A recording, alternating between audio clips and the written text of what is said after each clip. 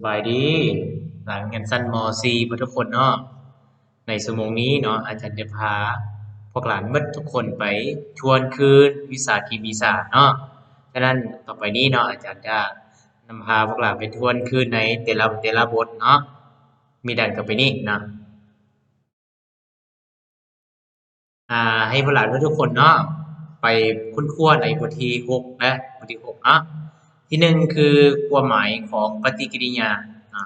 อันที่สองแม่นปฏิกิริยาในธรรมศาสตร์ 3. ปฏิกิริยาที่มนุษย์สร้างขึ้นและประโยชน์ของปฏิกิริยาเคมี 4. ผลเสียหายของปฏิกิริยาเคมี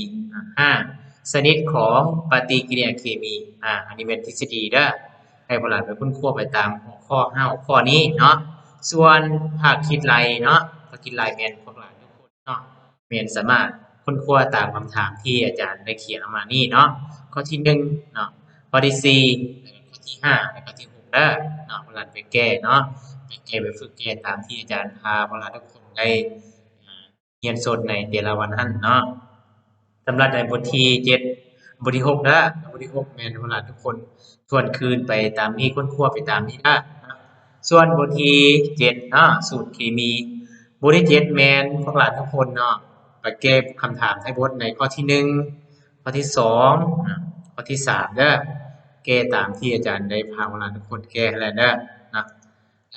ต่อไปเป็นข้อที่6เนาะอ่า ให้เขียนสูตรโมเลกุลของถาดผสมเกลือนะพร้อมด้วยซองหาสูตรโมเลกุลนะมาสารโมเลกุลเนี่ยให้โบราณคิดไล่ตามที่อาจารย์ได้บอกว่าการเขียนสูตรโมเลกุลเนาะมันมี2แบบคือเขียนตามค่าเคมีเนาะอันที่2ก็คือเขียนไปตามเนาะมวลสารนะที่เพิ่นกำหนดมานะเอาต่อไปกินไล่นะและต่อไปเป็นบทที่8เนาะบทที่8สมบูรณ์เคมีนะสมบูรณ์เคมีนี้ให้โบราณค้นคว้าไปตามคำถามเนาะ ที่หนึ่งนะข้อที่หนึ่งนี่ได้นะข้อที่หนึ่งคือการสร้างสารสมบูรณ์เคมีเนาะการสร้างสารก็หมายถึงว่าพวกเราทุกคนต้องไปกวดจำนวนอะตอมเนาะจำนวนอะตอมในแต่ละธาตุมันเท่ากันบ่เนาะถ้าบ่เท่าก็ต้องมีการคูณกันเนาะคูณกันโดยเอาอ่าอุปคูณร่วมเนาะในสูตรมาคิดไล่ข้อที่สองแม่นในสมมุติรูปนี้เนาะ ให้เฮารู้หยังแหน่อาจารย์เคยบอกแล้วมี1แม่นมวลโมเลกุลเนาะ2แม่นมวลอะตอม3แม่นมวลสารเนาะ4แม่นจำนวนปริมาตรเนาะปริมาตรของธาตุก๊าซเนาะทุกเทื่อมันต้องมี22.4ลิตรเด้อให้จื้อเนาะและข้อที่3แม่นเพิ่นให้สมุดตัวนี้มาเนาะแล้วก็เพิ่นให้สังสารสมุดเคมีเนาะอันต่อไปเพิ่นให้ อลูมิเนียมนี่2.7กรัมนะจะได้รับ60อลูมิเนียมนี่แต่กรัมนะนี่อาจารย์แนะนำให้หลานทุกคนไปสร้างสรรค์สมุดตัวนี้เนาะสมุดตัวนี้ให้แล้วก่อนนะหลังจากนั้นพวกหลานก็ไปซอกหามวลสารนี้ตามสมุดนี้เลยนะถ้าเขียนให้มันได้ถ้าแก้มันถึงเนาะเออและข้อที่สุดท้ายเนาะสุดท้ายคือนี่เพิ่นนำเอาถ่านเนาะหรือกระปอนตัวนี้ไปเผาไหม้กับออกซิเจนเนาะ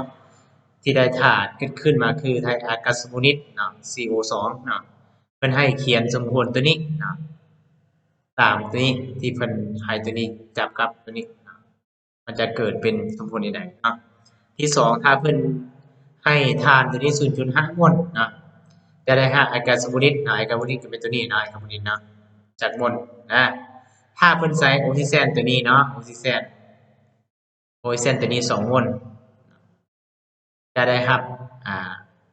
ปริมาตรของไอก๊าซพวกนี้เท่าไหร่ใน SCP หรือว่าในเงื่อนไข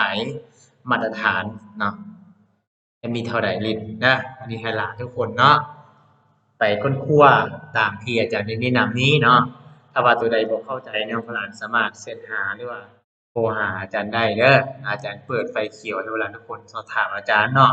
ในการสอบเสียงเดือน10นี้เนาะให้หลานทุกคนค้นคว้าไปตาม ใน3บทนี้เนาะบทที่6บทที่7แล้วก็บทที่8ตามที่อาจารย์แนะนำนี้เด้อเนาะเอาแสดงว่าให้หลานนี้บ่ทุกคนตั้งใจตื่มอีกเนาะค้นคว้าบทเรียนตามที่อาจารย์ได้สอนสดในแต่ละวันแล้วก็เบิ่งค้นคว้าตามคำถามที่อาจารย์ได้มอบหมายนี้เด้อเอาพบกันใหม่ในคลิปต่อไปเนาะ